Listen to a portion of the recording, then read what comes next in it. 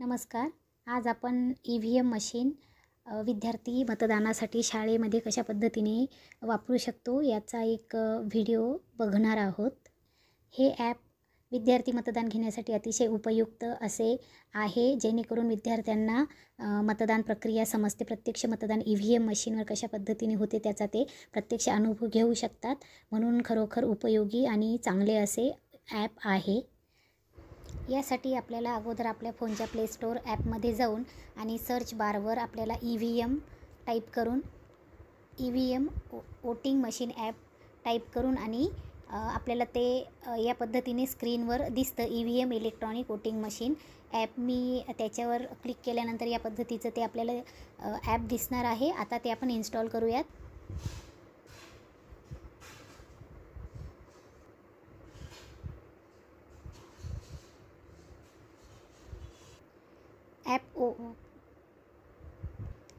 App download झालेलं आहे, ते आता आपण ओपन करूया. ॲप ओपन केल्यानंतर तुम्हाला हिंदी आणि इंग्लिश याच्यापैकी एक कोणती पण लँग्वेज निवडायची आहे. मी इंग्लिश लँग्वेज निवडलेली आहे. त्यानंतर तुमच्यासमोर अशी स्क्रीन दिसेल. या स्क्रीनच्या तुम्हाला सेटिंगमध्ये जायचं आहे. तुम्हाला असं समोर एक स्क्रीन ओपन होईल. इथे उजव्या बाजूला तुम्हाला कॅन्डिडेट 1, 2, 3 पासून तर 10 पर्यंत दिसत आहेत. त्यांच्या बाजूला सेट हे ऑप्शन तुम्हाला दिसत आहे. तिथे तुम्ही सिम्बॉल सेट करू शकता तुमच्या कॅन्डिडेटचे. ह्या स्क्रीनच्या डाव्या बाजूला तुम्हाला टोटल कॅन्डिडेट्स दिसतील. 2 पासून तर 10 पर्यंत तुम्ही कॅन्डिडेट इथे सेव्ह करू शकतात किंवा त्यांची माहिती इथे तुम्ही भरू शकतात. मी आता 4 कॅन्डिडेट आपल्याला डेमोसाठी सिलेक्ट करते. त्याच्यानंतर तुम्हाला इथे आता कॅन्डिडेट 1 पासून जर आपण सुरुवात केली तर अगोदर आपल्याला इथे त्यांचा एक सिम्बॉल सेट करायचा आहे, जे की आपण मतदानासाठी निशाणी म्हणून घेतो. तर मी पहिल्यांदा इथे हे फूल घेतलेलं आहे. तुम्हाला जर तुमच्या आवडीचं किंवा विद्यार्थ्याच्या आवडीचं एखादा निशाणी सेट करायची असेल तर इथं चूज फ्रॉम गॅलरी पण ऑप्शन आहे. तुम्ही गुगलवरून डाउनलोड करून ती निशाणी तुम्ही सेट करू शकतात. आता यानंतर मी इथे कॅन्डिडेटचं नाव टाकूयात आपण इथे. मी हे कॅन्डिडेटचं नाव इथे सेव्ह केलं. आता 2 नंबर आपण एक सिम्बॉल घेऊयात. हे सिम्बॉल मी घेतलेलं आहे. आता 3 नंबरसाठी आपण एक सिम्बॉल घेऊयात. 3 नंबरसाठी मी पुस्तक हे सिम्बॉल घेतलेलं आहे. इथे आपण बघू शकतो मी ABCD हे 4 कॅन्डिडेटची नावं फिक्स केलेली आहेत आणि त्यांना 4 सिम्बॉलसुद्धा दिलेले आहेत. आता स्क्रीनच्या डाव्या बाजूला जर बघितलं आपण वोटिंग गॅपमध्ये तुम्ही 3 सेकंदापासून तर 7 सेकंदापर्यंत वोटिंग गॅप ऑप्शन चॉईस करू शकतात किंवा तितका वेळ तुम्ही घेऊ शकतात. रिझल्ट व्ह्यू गॅपसुद्धा आपण 3 सेकंदापासून तर 7 सेकंदापर्यंत आपण घेऊ शकतो. यानंतर इथे EVM थीम तुम्हाला व्हाईट हवी की क्रीम हवी, म्हणजे ती जी स्क्रीन असते आपली EVM मशीनची, तर व्हाईट और क्रीम आपण कोणती पण एक चॉईस करू शकतो. EVM व्हर्जन M2 और M3 आपण यापैकी कोणतंही एक चॉईस करू शकतो. या पद्धतीने मी सेटिंग इथे केलेली आहे. आता आपण बघूयात की प्रत्यक्ष आपलं EVM मशीन काम कसं करतं. यासाठी आपल्याला पुन्हा बॅकला येऊन आपल्याला EVM या टॅबवर जायचं आहे. या EVM ही टॅब ओपन केल्यानंतर अशा प्रकारची स्क्रीन तुमच्या समोर येईल.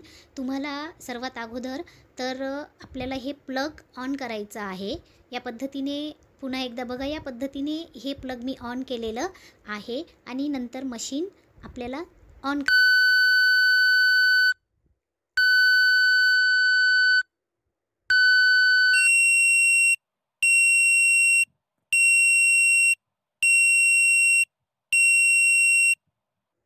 आता मशीन मतदानासाठी तयार झालेलं आहे. मी बॅलेट देणार. बॅलेट दिल्यानंतर इथे रेड लाईट बिझीचा लागतो आणि इथं रेडीचा ग्रीन लाईटसुद्धा लागतो उजव्या बाजूला तुम्ही बघू शकतात. आता आपण मतदान प्रक्रिया सुरू करणार आहोत.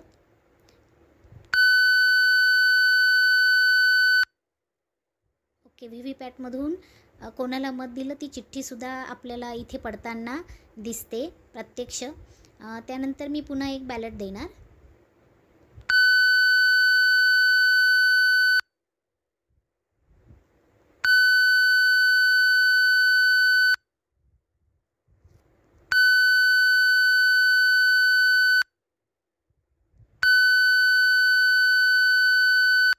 या पद्धतीने आपण प्रत्येक वेळी बॅलेट देऊन आणि मत देऊ शकतो.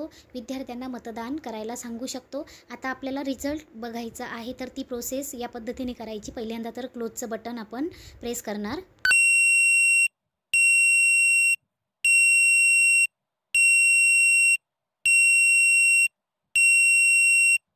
क्लोज झालेलं आहे.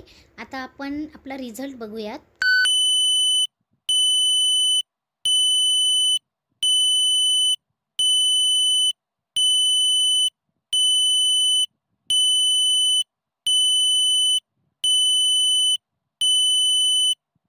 या पद्धतीने आपण रिझल्ट बघितलेला आहे. कॅन्डिडेट 1, 2, 3 अँड 4 कशा पद्धतीने किती मत मिळालेले आहेत ते पण इथे आपल्याला शो होतं.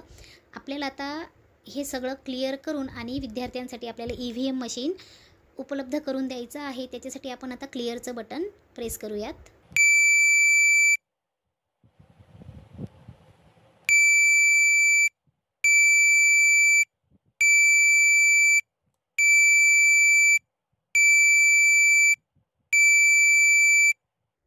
या पद्धतीने आपलं EVM मशीन आता मतदानासाठी तयार आहे. आपण पुन्हा बॅलेट देऊन आणि विद्यार्थ्यांसाठी मतदान प्रक्रिया घेऊ शकतो.